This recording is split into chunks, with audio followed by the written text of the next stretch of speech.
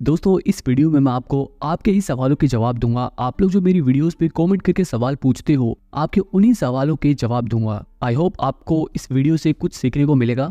तो सबसे पहला क्वेश्चन एक हमारे व्यूअर ने किया था हमारी इस फंडामेंटल एनालिसिस वाली वीडियो पे। इनका सवाल है कि किसी कंपनी का पी रेशो 0 है तो क्या वो सही है या गलत। अब देखो, इस सवाल का जवाब देने से पहले मैं आपको ये बता दूं कि पीई रेशो होता क्या है। अब देखो, पीई रेशो का मतलब होता है प्राइस अपॉन में अर्निंग। अब अगर कोई कंपनी प्रॉफिट नहीं कमा रही होती है, मतलब अगर किसी कंपनी को लॉस हो रहा है तो उसकी अर्निंग नेगेटिव में दिखाता है या उसकी अर्निंग 0 रहती है, ठीक है। अब अगर उस कंपनी की कोई कमाई ही नहीं हो रही है तो अगर हम उसको प्राइस से डिवाइड करेंगे तो 0 आ जाएगा पी रेशो। कंफ्यूज होने की बिल्कुल भी जरूरत नहीं है। पी रेशो अगर 0 है तो इसका मतलब ये है कि वो कंपनी प्रॉफिट नहीं कमा रही, उस कंपनी को लॉस हो रहा है। तो सवाल ये था कि अगर किसी कंपनी का पी रेशो 0 है तो क्या वो कंपनी सही है या गलत। तो देखो, इस सवाल का जवाब उस कंपनी के बिजनेस के ऊपर डिपेंड करता है कि वो कंपनी बिजनेस क्या कर रही है। क्या वो कंपनी आने वाले समय में प्रॉफिट कमा पाएगी या नहीं कमा पाएगी। अगर आपको ऐसा लगता है कि वो कंपनी आने वाले समय में प्रॉफिट कमा सकती है तो आपके लिए वो कंपनी अच्छी है। अगर आपको लगता है कि वो कंपनी प्रॉफिट नहीं कमा पाएगी तो वो कंपनी आपके लिए बेकार है।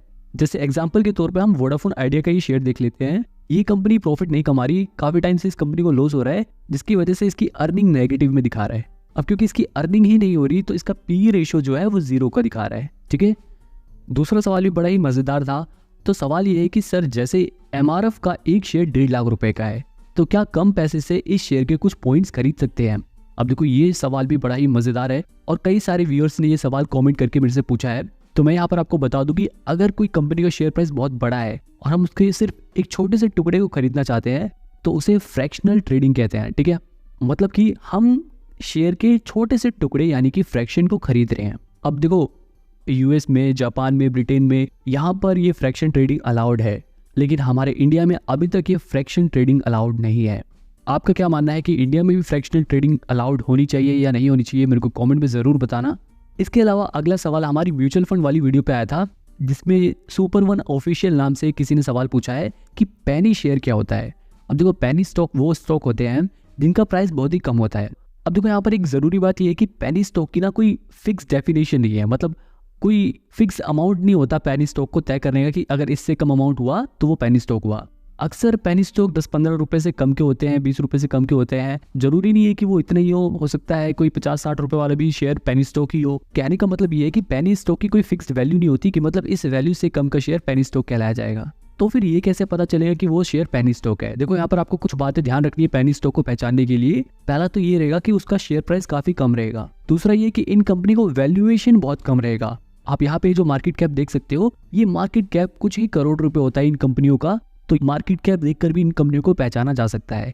और सबसे जरूरी बात यह है कि पेनी स्टॉक में इन्वेस्ट करने से बचो, क्योंकि देखो, पेनी स्टॉक की दिक्कत ये होती है ना कि हो सकता है आपने उसमें पैसे लगाए और वो पैसे बढ़ भी जाएं, लेकिन दिक्कत ये होती है कि वहां पर बायर और सेलर नहीं मिलते। मतलब अगर आपका शेयर प्राइस बढ़ भी गया तब भी आपके शेयर को खरीदने वाला कोई नहीं होगा, क्योंकि इनमें लिक्विडिटी बहुत कम होती है। मतलब आपके शेयर को खरीदने वाले बायर और सेलर कम रहते हैं, जिसकी वजह से आप अपने शेयर प्राइस को महंगे में बेच ही नहीं पाओगे, तो आपको प्रॉफिट नहीं होगा और फिर बाद में उस शेयर का प्राइस नीचे गिर जाएगा और आपको दोबारा लॉस हो जाएगा।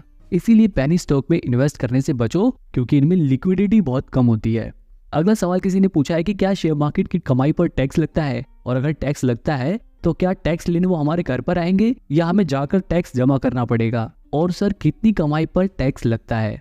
अब देखो, मैं यहाँ पर आपको बता दूं कि आपके घर पे कोई टैक्स लेने नहीं आएगा और ना ही आपको टैक्स कहीं जमा जाकर करवाना पड़ेगा। आप ऑनलाइन भी टैक्स जमा कर सकते हो, और अगर आपको बहुत ज़्यादा टैक्स पे करना पड़ता है तो आप किसी सीए की मदद भी ले सकते हो। और आजकल तो कुछ ऑनलाइन प्लेटफॉर्म भी आ गए हैं जिनके ज़रिए आप टैक्स पे कर सकते हो। अगर आप कहोगे तो मैं उसके ऊपर एक सेपरेट वीडियो भी बना दूंगा। इन्होंने एक और सवाल पूछा है कि कितनी कमाई पर टैक्स लगता है। तो देखो, इनकम टैक्स के अलग अलग स्लैब हैं।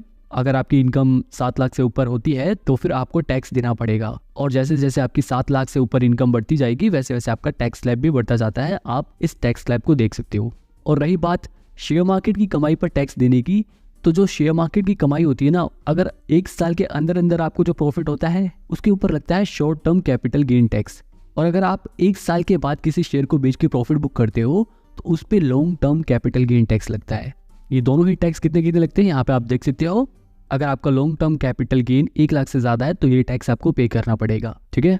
बढ़ते हैं अगले सवाल की तरफ, जिसपे हमारी आईपीओ वाली वीडियो पर स्पीड रनिंग नाम से किसी ने कमेंट किया है, शेयर मार्केट में इन्वेस्ट करने के लिए सेविंग अकाउंट से डिपॉजिट करें या फिर करेंट अकाउंट से पैसा डिपॉजिट करना चाहिए।